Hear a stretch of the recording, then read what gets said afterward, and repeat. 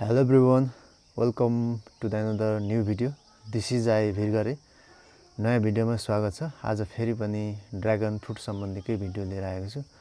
यो dragon fruit चाहिँ मैले घरको छतमा रोपेको छु र अहिले ड्र्यागन फ्रुटको अवस्था के छ त्यो अपडेट गराउनको लागि चाहिँ यो भिडियोको साथमा उपस्थित भएको छु।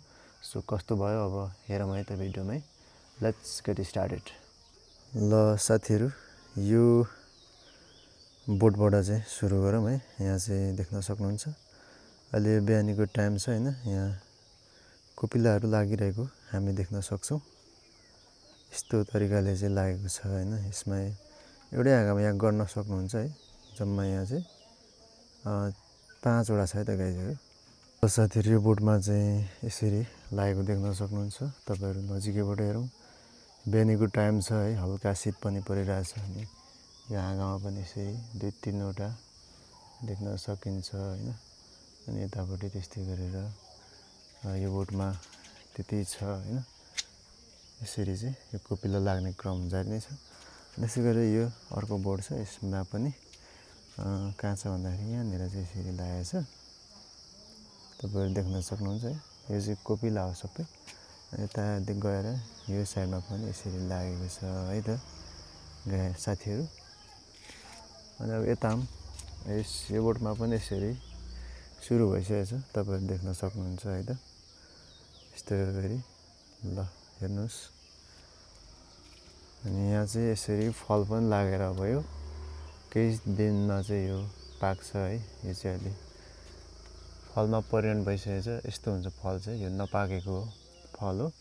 तपाई हामीलाई जानकारी नै छ हैन। यसरी छ है। यो चाहिँ बिहानीको टाइममा मैले तपाईहरुलाई ल यसरी 3टा, यो चाहिँ कोपिला हो हैन। यसरी 3टा यहाँनिर देख्न सकिन्छ। अनि त्यस्तै गरी यस्तो तल हाँगातिर पनि यसरी चाहिँ देख्न सकिन्छ हैन। अनि यहाँ फलहरु यस्तो छ। यो साइडमा पनि छ हैन, देख्न सकिन्छ। अनि यसरी चाहिँ फल्दै छ है त गाइजहरु हैन। यस हेर्नु होला। अनि यो यस्तो छ यसरी। एकदम यो चाहिँ यो वर्षको पहिलो लट हो हैन। पहिलो लटमा चाहिँ यसरी चाहिँ यति फलहरु लाग्दै छ। तपाईहरुलाई म अपडेट गराउँदै जाने नै छु हैन। यो छ अनि यता यो छ अनि पछाडीपट्टि पनि जम्मा हामी यहाँनिर यहाँ जम्मा 3 वटा छ है, देख्न सक्नुहुन्छ क्लियरली। यो चाहिँ बिहानीको टाइम हल्का शीत पनि परिरहेको छ। अनि यसको यो साइडमा पनि छ क्या, तपाईहरु देख्न सक्नुहुन्छ। यहाँ तल पनि यसरी चाहिँ कोपिलाहरू 1 2 3 4 वटा देख्न सकिन्छ। त्यसै गरेर यो साइडमा यसको पनि यहाँनिर देख्न सक्नुहुन्छ। अनि यस्तो छ। यो कमिलाले चाहिँ लास्टै दुःख दिन्छ के यिनीहरुलाई। अनि यता यसरी फल्या छ है त। यो चाहिँ यस्तो मैले सानो उसमा रोपेको छु गाइजहरु है। यो साइडको यता पनि रहेछ। यो चाहिँ पल्लोहरुको दाना हो, हाम्रो होइन हैन।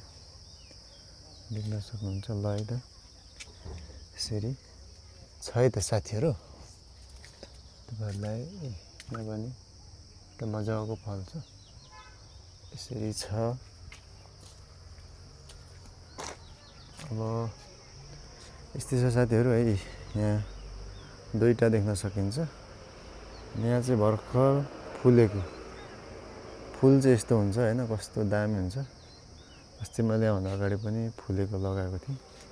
अनि यहाँ यस्तो छ यो स्ट्यान्डमा। यहाँ कोही फल्दै छ। यहाँ यसरी कोपिला पनि लागिरहेछ हैन, देख्न सक्नुहुन्छ। अनि कोही यता फुली पनि रहेछ। यो चाहिँ यस्तो अचम्मको हो। फल्ने, फुल्ने, कोपिला लाग्ने एउटै बोटमा एउटै हाँगामा पनि हुन सक्छ के। यस्तो छ। यो चाहिँ तपाई हामी जोसुकैले पनि चट्ट सानो अलिकति हामीले इच्छा गर्यो भने चाहिँ रोप्न सकिन्छ र फल्छ पनि है। ल देख्न सकिन्छ। ल यहाँ कस्तो मजाको 2टा शीत परेको है, देख्न सकिन्छ। यहाँ पनि छ। यो त यस्तो बाल्टीमा रोपेको छ हैन। अनि यसरी देख्न सकिन्छ है त। ल यो भयो अनि यतापट्टि पनि यसरी यहाँ देख्न सक्नुहुन्छ यसरी लागेको छ फलहरू यसरी यस देख्न सक्नुहुन्छ देखाइदिए मजाले लागेको छ यो चाहिँ टोटल यसमा चाहिँ सेतो खालको हो हैन व्हाइट खालको फल छ अब यसमा पनि सुरु भएको छ है कोपिलाहरू देख्न सकिन्छ दुईटा छ अनि यता गएर यस्तो छ यो सेतो खालको चाहिँ यो कोपिला अलिक फरक हुँदछ के देख्न सक्नुहुन्छ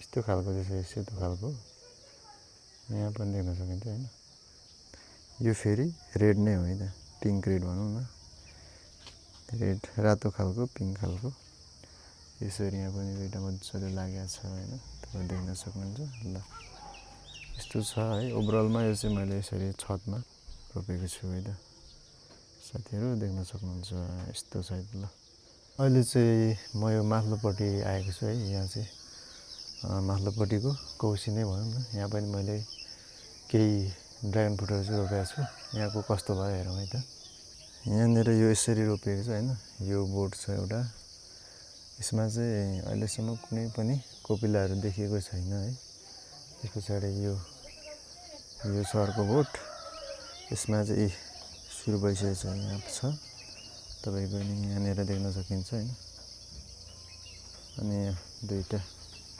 तीनटा यसरी चाहिँ लागेको छ त्यस्तै गरेर यो बोटमा पनि कोपिलाहरू लागेको छैन हैन के भएर थाहा छैन आइडन्ट यसमा पनि कुनै त्यस्तो खालको छैन अर्को आएर यो बोटमा चाहिँ छ यहाँनिर छ यहाँ चाहिँ यसरी यहाँनिर सुरु भएको छ अनि यस्तो छ यो साइडमा पनि छ यहाँनिर पनि देख्न सक्नुहुन्छ त्यसरी यहाँ माथि यहाँ चाहिँ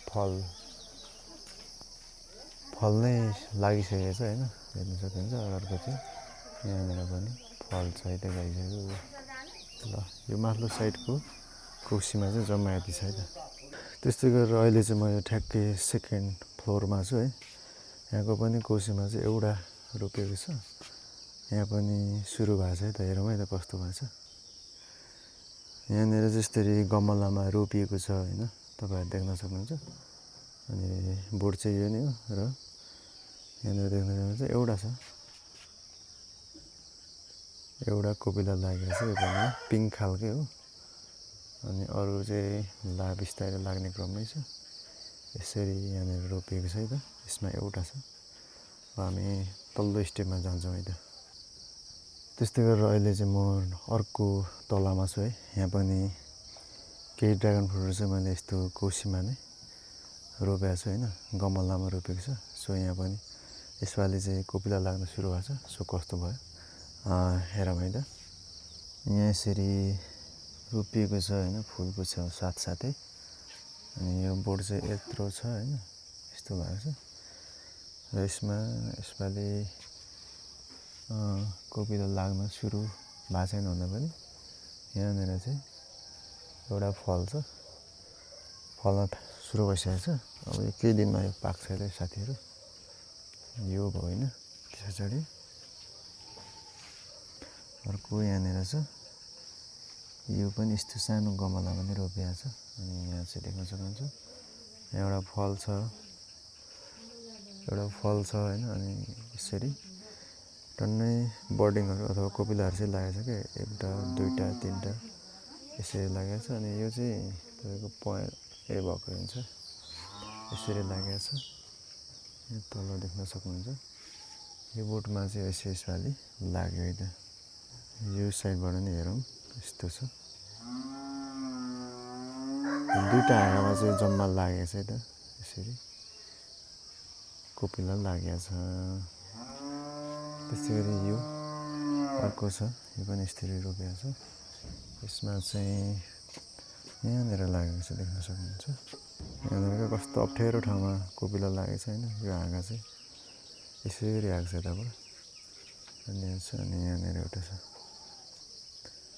ल देख्न सक्नुहुन्छ है त यो अर्को बोट भयो हैन यो तपाईको यस्तै यो कौसीमा नै रोपेको छु है त अर्को छ यो पनि गमलामै छ, यहाँ पनि लाग्न सुरु भएको छ।